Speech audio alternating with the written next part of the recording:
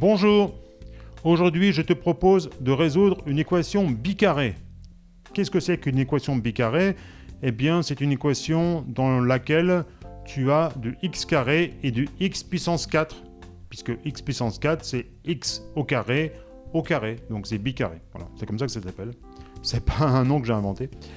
Alors voici l'équation que tu dois résoudre. x4 moins 5x2 plus 4 égale 0. Si tu n'as jamais résolu d'équation bicarrée, voici un indice. Tu dois effectuer un changement de variable. Par exemple, tu poses x2 égale grand X. Ensuite, tu résous l'équation avec grand X. Ça, tu dois savoir faire.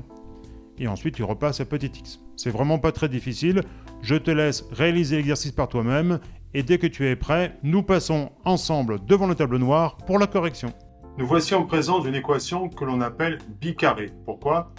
Parce qu'en fait, x puissance 4, c'est x au carré, et x puissance 2, c'est x au carré. Pour résoudre une telle équation, la méthode, c'est d'effectuer un changement de variable.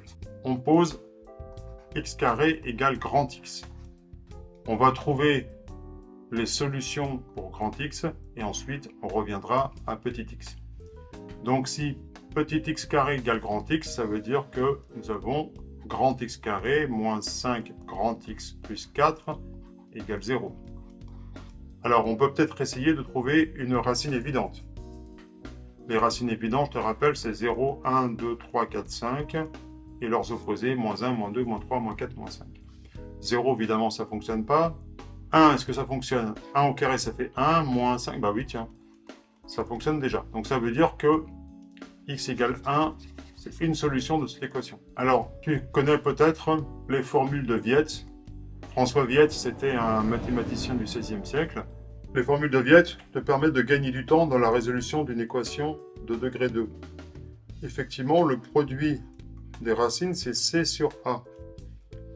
Comme il y a une racine qui vaut 1, ça veut dire que l'autre vaut c sur a, c'est-à-dire 4 sur 1, c'est-à-dire 4. On a directement les deux solutions de notre équation avec grand X, à savoir grand X égale 1 ou grand X égale 4.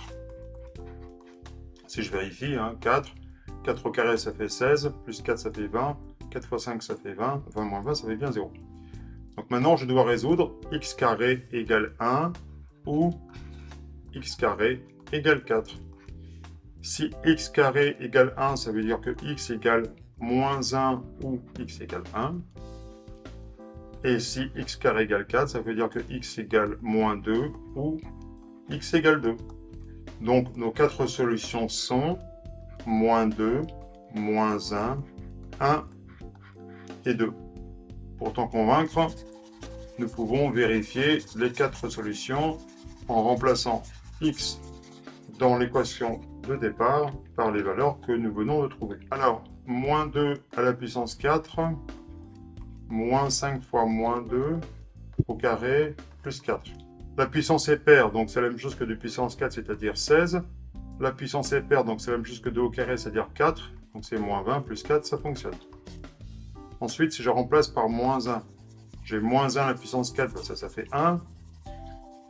Ensuite, moins 5 fois moins 1 au carré, bah ça fait 1, donc ça fait moins 5 plus 4, ça marche. Si je prends 1, 1 ça va me donner la même chose puisque j'ai des puissances paires. Donc ça va fonctionner aussi, et pour 2, ça va fonctionner également. Voilà, donc notre ensemble de solutions, c'est bien moins 2, moins 1, 1 et 2. C'est bon pour toi? Si tu as apprécié cette vidéo, clique sur le pouce en l'air, le j'aime de YouTube. Si tu ne t'es pas abonné à cette chaîne, clique sur le bouton s'abonner, choisis toutes les notifications, et on se retrouve très bientôt sur cette chaîne. Et n'oublie pas, l'intelligence mathématique, c'est la formule magique pour comprendre l'univers.